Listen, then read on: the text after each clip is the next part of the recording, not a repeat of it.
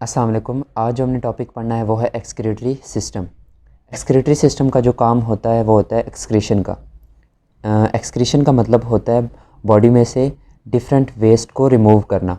अब बॉडी के वो तमाम पार्ट जो एक्सक्रीशन में इन्वॉल्व होते हैं वो मिलकर बनाते हैं एक्सक्रीटरी सिस्टम।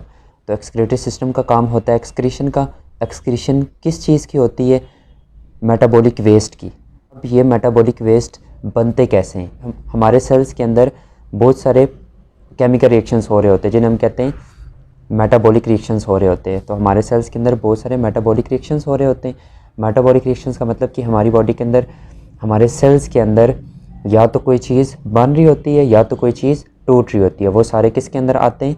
वो मेटाबॉलिक रिएक्शंस के अंदर आते हैं। तो ये मेटाबॉलिक वेस्ट प्रोड्यूस होते हैं मेटाबॉलिज्म के नतीजे में।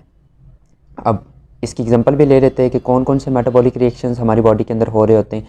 फॉर एग्जांपल, अगर हमारी बॉडी के अंदर अमाइनो एसिड टूट रहे हैं, ठीक है, तो ये भी एक मेटाबॉलिक रिएक्शन है। या हमारी बॉडी के अंदर हीमोग्लोबिन की ब्रेकडाउन हो रही है, या हमारे सेल्स के अंदर अमाइनो एसिड टूट रहे हैं, या हमारे सेल्स के अंदर हीमोग्लोबिन की ब्रेकडाउन हो रही है, या हमारे सेल्स के अंदर ग्लूकोज की ब्रेकडाउन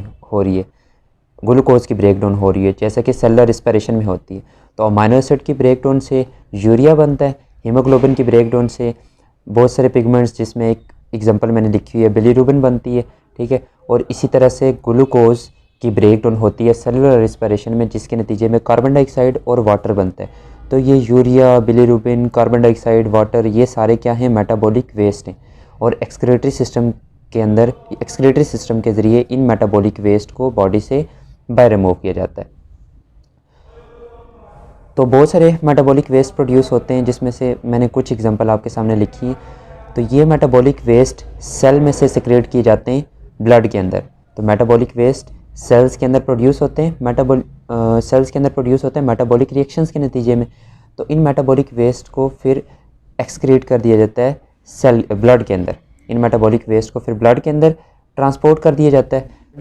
तो फिर ब्लड के ज़रिए ये वेस्ट बॉडी के डिफरेंट पार्ट्स से, जो कि हमारे एक्सक्रीटरी सिस्टम के पार्ट्स होते हैं, उनसे इन वेस्ट को बाहर रिमूव किया जाता है।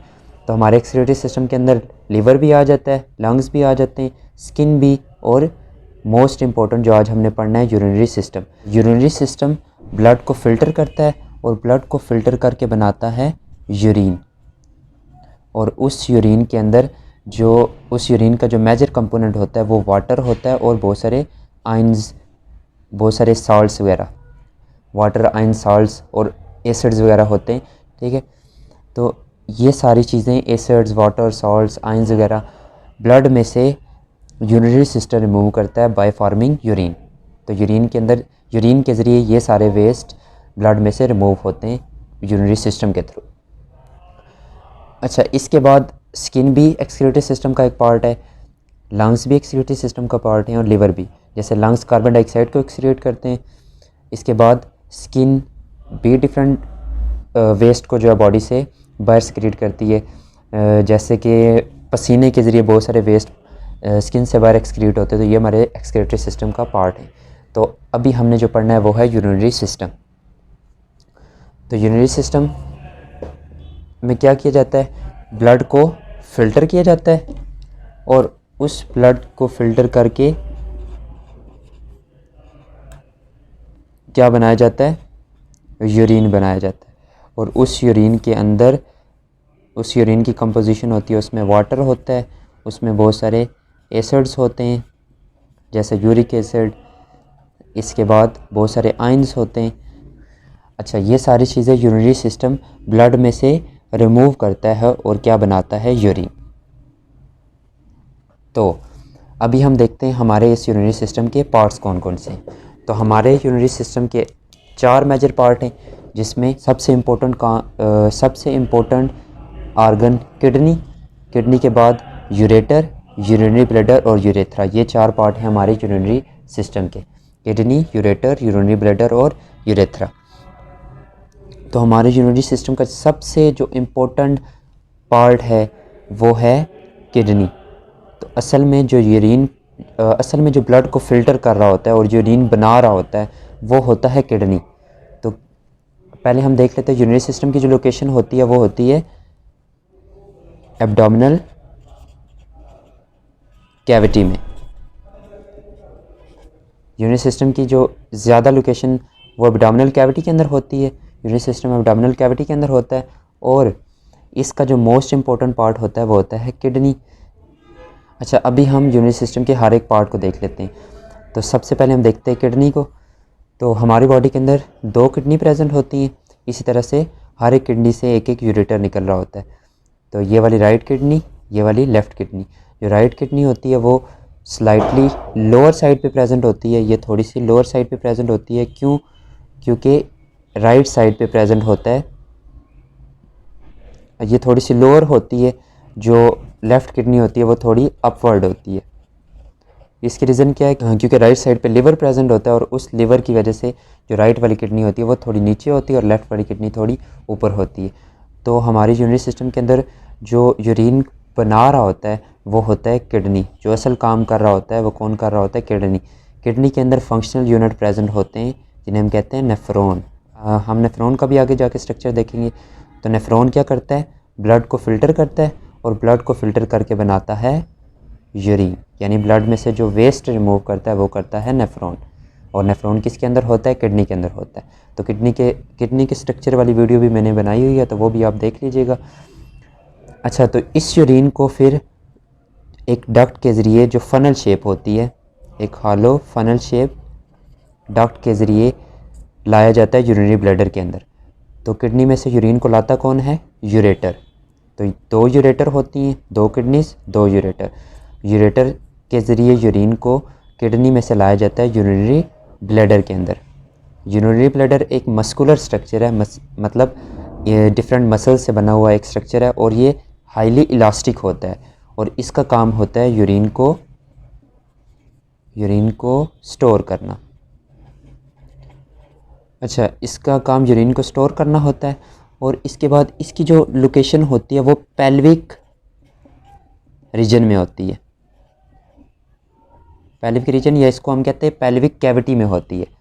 तो किडनीज की जो लोकेशन होती है वो एब्डोमिनल कैविटी के अंदर होती है और इसकी जो लोकेशन होती है वो पेल्विक कैविटी के अंदर होती है। यानी जो हमारी पेल्विक बोन होती हैं उनके दरमियान इसकी लोकेशन होती है। और यूरिनरी ब्लैडर के अंदर यूरिन स्टोर होती है और फिर उस यूरिन को यूरेथ्रा के ज़रिए बाहर एक्सक्रीट कर दिया जाता है। यूरिनरी ब्लैडर और यूरेथ्रा के जंक्शन पे यहाँ पे कुछ स्पिंक्टर प्रेजेंट होते हैं जो कि यूरिन की मूवमेंट को कंट्रोल करते हैं from urinary bladder to urethra. अच्छा, अभी ये सारा पढ़ने के बाद हम ये देखते हैं कि एक्सक्रीशन अगर हमारी बॉडी के अंदर मेटाबॉलिक वेस्ट की हो रही है तो ये एक्सक्रीशन क्यों ज़रूरी है? इन मेटाबॉलिक वेस्ट को बॉडी से रिमूव करना क्यों ज़रूरी है? तो इसकी सबसे इम्पोर्टेंट रीज़न ये है कि अगर हम अपनी बॉडी से वाटर रिमूव ना करें तो हमारे सेल्स के अंदर वाटर की कंसंट्रेशन, हमारे सेल्स के अराउंड वाटर की कंसंट्रेशन क्या हो जाती है? क्या हो जाएगी? बहुत ज़्यादा हो जाएगी, जिसके नतीजे में एक डिज़ीज़ होती है जिसे हम कहते हैं एडीमा। यानी सेल्स के दरमियान पानी या फ्लूइड बहुत ज़्यादा, सेल्स के दरमियान जो फ्लूइड होता है वो बहुत ज़्यादा हो जाता है। इस कंडीशन को हम कहते हैं एडीमा।